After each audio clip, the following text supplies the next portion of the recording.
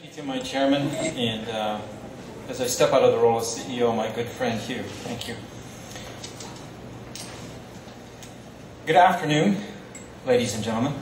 As I've told many of you over the past 15 years, and it's a delight for me to stand here this last time and see so many familiar friends and faces of people that, as we've executed this journey, have done that with me, and we've done it together, and it feels great to sit here and reflect back and also to cheer what will undoubtedly be a continuation of this success. So thank you for coming today. I never tire of telling the EPCOR story. It's one of a municipal utility that redefined its own boundaries to become one of North America's power and water companies most esteemed. Beyond this is our story about our people. It's really about people. The many heroes who brave the most severe storms to keep the essentials of power and water flowing, and those who do this day in and day out 24/7. It's about those who don't hesitate to take an extra step to help the customer. Our people shine when Mother Nature is at her very worst. In the dead of winter, when most people are scurrying to get indoors, our people head out the door to keep the power on and the water flowing. Those are the heroes.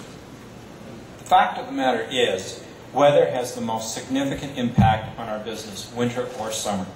And it takes the entire EPCOR team working together to support those out on the elements of the front line. Whether it's finance, whether it's IT, security, or call center, it takes the entire EPCOR team to succeed. Our newest family members in EPCOR Water US tell similar stories, only their version usually replaces winter snow with relentless summer heat.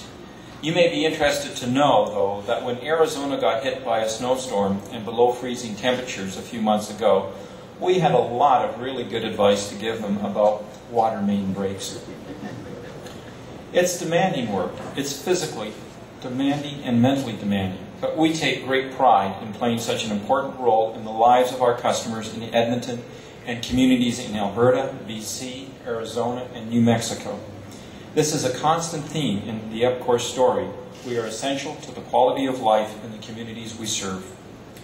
In 2012, we turned another chapter in our history. It was a year that proved the strength of our business strategy, as our renewed focus on water and wires investments gained traction and brought positive results.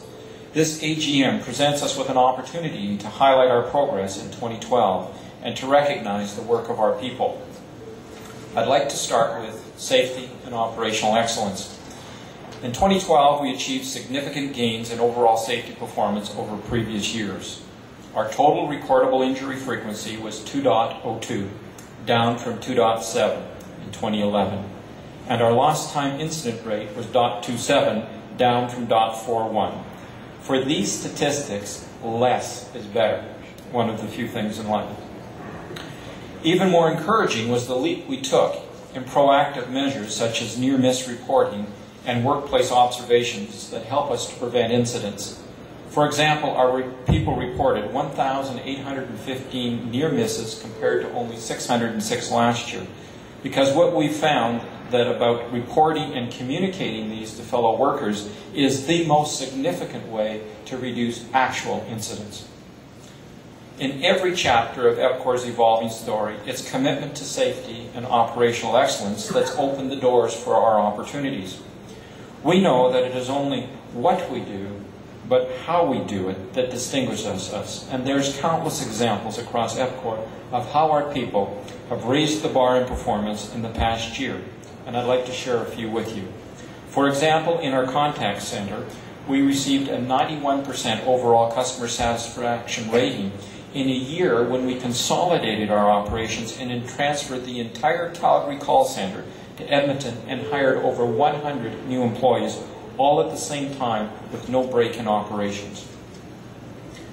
Our ongoing effort to improve the reliability of our electricity distribution system and minimize interruptions to customers is also paying off. The average electricity customer experienced in Edmonton 1.4 power outages in 2012 that lasted on average 47 minutes. This is well below the Canadian urban utility average of 97 minutes. And this despite the major storms we experienced and a load shedding directive by the Alberta Electricity System Operator. In water, we continue to meet Edmonton's performance-based regulation standard of drinking water service quality, as we've done every year since that standard was implemented in 2001. And the Gold Bar wastewater treatment station achieved its best performance despite taking in the heaviest total influence in over the past 2 decades. Each parameter of water quality, on average, only 1/5 of the specified limit in that plant's approval to operate was hit. So that, again, is top performance.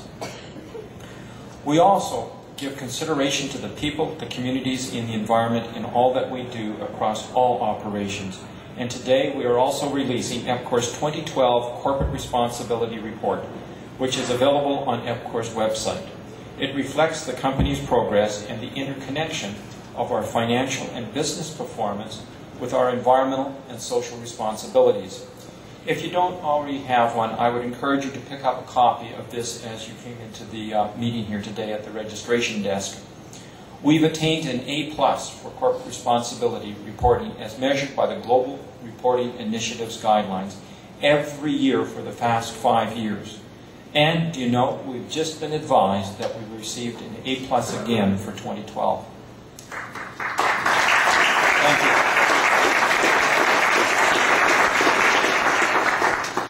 One of our highlights is the nearly $1 million in support that we provide to a broad range of social and environmental initiatives. Of this amount, $400,000 was distributed by our EPCOR Community Essentials Council to 26 organizations to help provide the basics in communities where we operate. Not just power and water, but food, shelter, and education. And you're going to hear more about this council's work later in today's program. I'd now like to turn to our theme of growth. Our long-term plan calls for growth along our 2 lines of business, water and wires, in 3 areas. The capital region, which is this region here, Alberta's oil sands to the north of us, and to the south of us, the U.S. Southwest. Our people made significant progress in this strategy this past year. In January of 2012, we completed a $460 million transaction to acquire water businesses in the states of Arizona and New Mexico. And for the remainder of our year, the U.S. team focused on bringing the EPCOR brand to life for our employees and customers. EPCOR Water U.S. is performing very well under the leadership of Joe Geisel, who we moved from Calgary down to Arizona to run these operations. And it was especially gratifying that this year, EPCOR Water U.S. was named a best place to work by the Phoenix Business Journal, and that is an independent vote conducted by employees of all companies in that state. Our U.S. operations helped grow our overall water revenues to $465 million, and that's an increase of $153 million over the previous years. These revenues now represent over 27% of our total water revenues. And if I look back to the previous year, that was only 2%. And as Hugh has mentioned previously, we're well on our way to completing a 3rd major transaction in the United States to add to the momentum of that growth.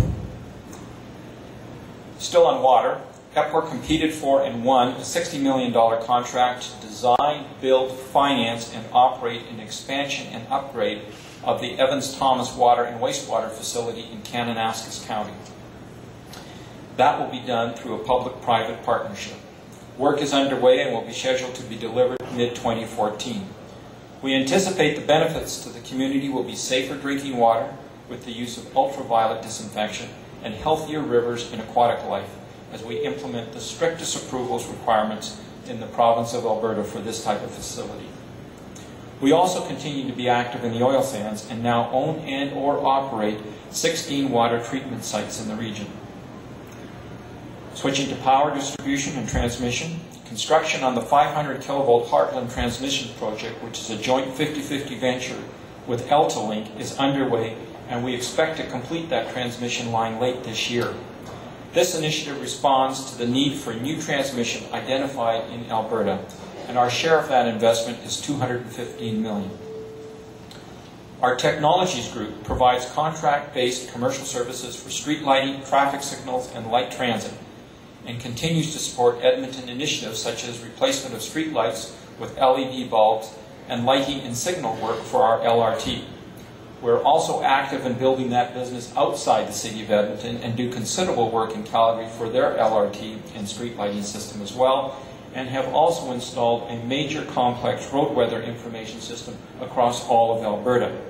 Plus, this group is also the major technological force behind the Light Up the Bridge initiative, which our City Council just gave solid support for yesterday. So lots of exciting things happening there. Our balance sheet remains strong.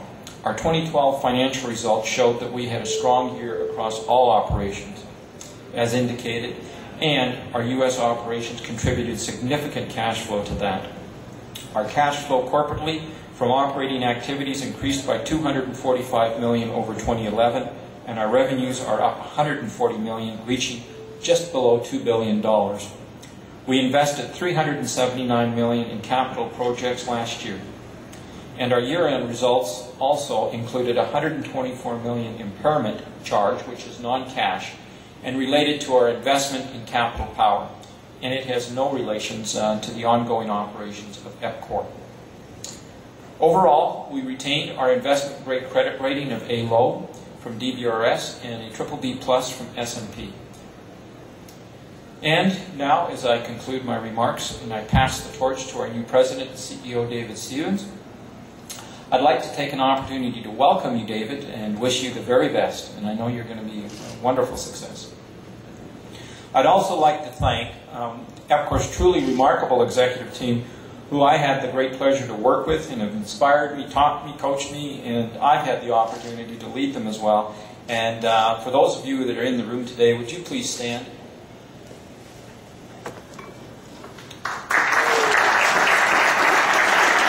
And if you could just remain standing for just a second.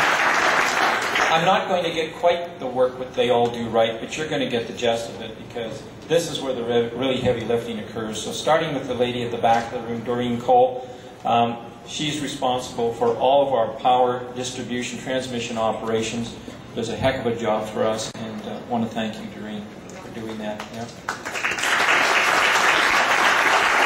Gentleman on the left here, Ron Lateplo, he is our Chief Legal Counsel, head of, I think, all corporate services that are today operated in the business units, and it has been my close confidence in legal, regulatory, and other matters. So thank you, Ron, very much.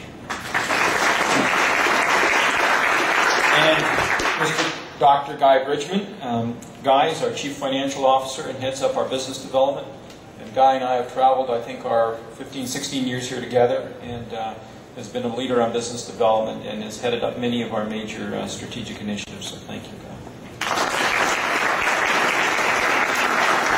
Here's the man who is leading us in the United States, Joe Geisel. Joe has done it all, from retail of energy and gas through to business development, and he led the transactions that consummated our presence in the United States. So big foundation block. Thank you, Joe. Dr. Steve Stanley. Affectionately, I call him the water boy. And he's known internationally, nationally, all good things about water. Edmonton is so lucky to have a guy like him heading up all of our water and wastewater, and we certainly defer to you. And thank you, Steve. It's been wonderful.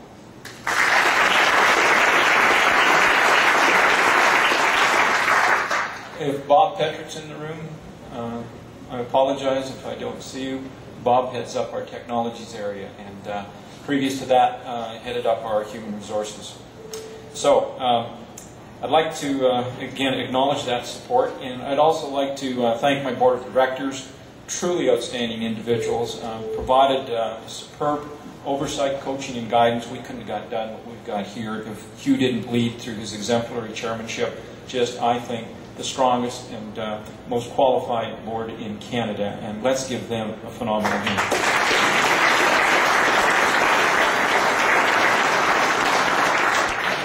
I'd also like to recognize through the representatives of our shareholder here today, we are unique and you are indeed special.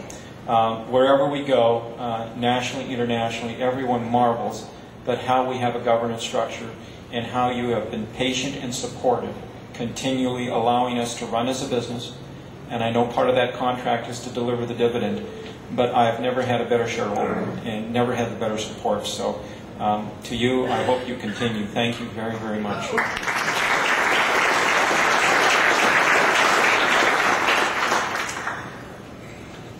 And as I go, I'd just like to share with you that Maureen and I will stay in Edmonton. This is where our home is, and Edmonton's been great to us.